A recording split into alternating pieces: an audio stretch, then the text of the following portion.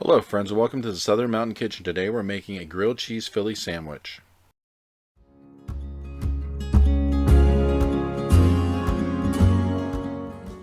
So we're going to start off with our skillet, which we're putting a little bit of olive oil in.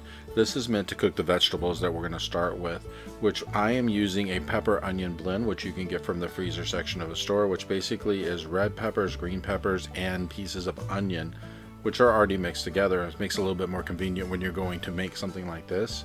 So we're going to put all of this into our pan, which is about a cup worth of it, and then we're going to heat it up and grill it until it gets to the point where your onions are getting translucent, your peppers are cooked.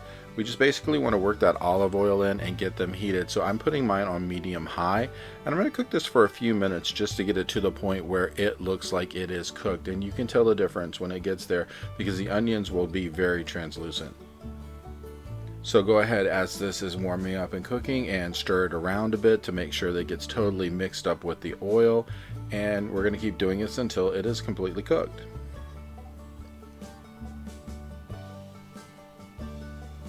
So as you can see, mine is cooking up quite well.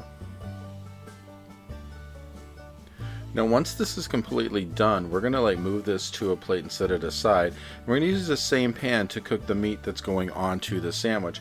Now we're using the pieces that you can get to make a Philly cheesesteak out of the freezer section, which there's going to be, for the 2 sandwiches that I'm making, I need about 6 of these.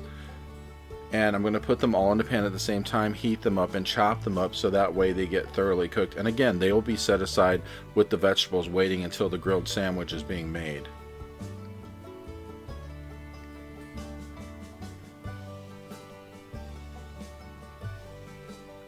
Now these pieces of beef are just the generic things that you can find in any freezer section, so just find the best deal you can on them because they all pretty much taste the same. Some of them, however, get a little greasy when you cook them, so it just depends on what's your favorite one to use.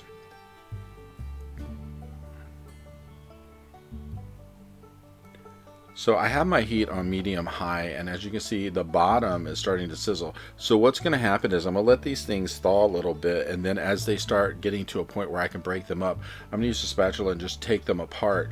So that way all of this is broken up into pieces so it can cook evenly. Now on top of this, I'm adding just a little bit of garlic powder. And then on top of that, I'm going to use some Memphis seasoning, which is basically seasoning that you can put on any kind of meat that you're cooking. If you have some kind of a meat flavoring seasoning you want to put on it, you can go right ahead. It's not really going to affect the outcome of this completely if you change it around and do a different seasoning. So basically all I did was sprinkle a little of each, the garlic and the Memphis seasoning on top. And now I am breaking these up as they're cooking.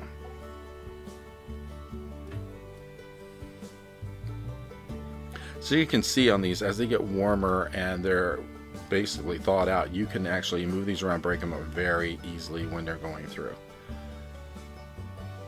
And you just want to cook this until all the pink is gone and that you made sure that everything is cooked through. You don't have any raw meat in there, which, you can see a little bit of pink here and there. You need to get that done. And then when you're finished with this, like I said, we're going to put it on a plate and set it aside. And then once we clean our pan, we're going to take a couple of pieces of Texas toast that is in the bread aisle, not the frozen stuff. This is just in the bread aisle. And we're going to put butter on the top and the bottom. And I'm putting in 2 pieces here to make this first sandwich so you can see what I'm doing. Everything that I put in here so far is enough to make at least 2 sandwiches. But I can't fit all of those in the skillet, so I'm doing 1 sandwich at a time. So these 2 pieces are buttered on both sides, and they're going to sit here and grill. And the thing about this is you need to make sure, whether you have a nonstick pan or not, that these don't stick to the pan. So you just need to move them around every now and then to make sure they aren't setting up shop, because they can stick. It's the butter, it's going to do it sometimes. It'll just make the bread adhere to the pan. So flip them over, do this for a while until you start noticing that there is a grilled brown look happening on the bread. So we're going to probably have to go for a couple of minutes here. Like I said, mine's on medium high, so I'm trying to get to that point where this is really grilling. But I would periodically just flip these to be on the safe side, or move them around just to make sure that they are grilling and that they're not sticking. Because this won't happen in just a minute. You're going to have to take a few, maybe 2-3 minutes on each side and flip them until you get to the consistency that you want to see. Along the way, you'll notice that the butter has grilled itself into the bread.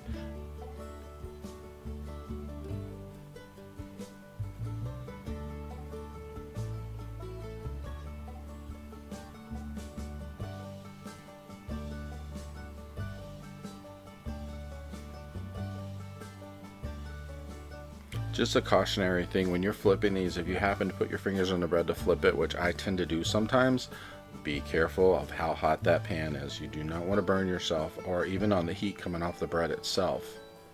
Now, as you can see, mine is grilled a little on one side, so I'm going to use this as the side I start assembling. So I'm using a whole piece of provolone, a half a piece of American cheese on one side of the bread.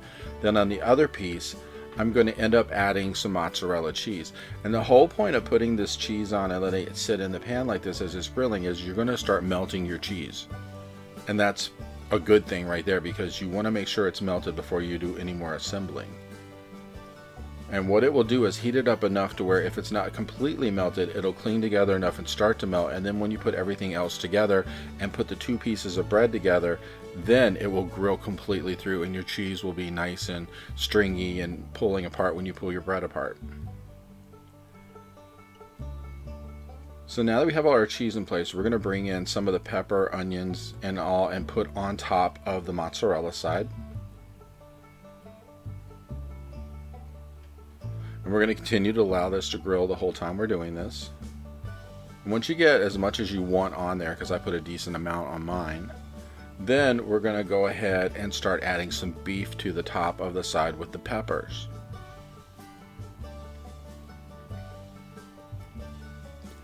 Now, the whole time that you have your bread sitting in here and doing this grilling thing on the bottom, it's getting it more to the consistency. You want to see that brownness, the edges getting golden, and this is giving it the time to do that. Now, just a reminder, when you're putting these toppings into the bread, it will fall off at times. Just pick it up and put it on top. Just carefully, don't burn yourself in the process.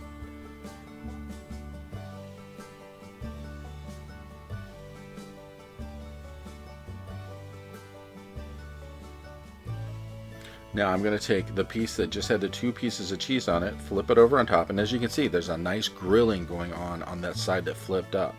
This is what we're going for. And we're going to leave this in for a few, and we're going to flip it, and that way we can make sure how much grilling we got on each side of this, because we want this to be kind of crispy, crunchy outside, but it's going to have such a great taste inside along with that grilled taste of the outside of the bread. It's wonderful. So we flip it over and we see how the other side is doing. You can see this is grilled wonderfully. And when it's done, it looks something like this. And this is amazing for a snack, a meal, or whatever. It has such a great taste. I hope you liked this recipe. If you did, please like and subscribe. And if you get a chance, check out my cookbooks, which are available on Amazon and in bookstores worldwide. The first one is all about everyday cooking. The second is all about baking. Have a great day.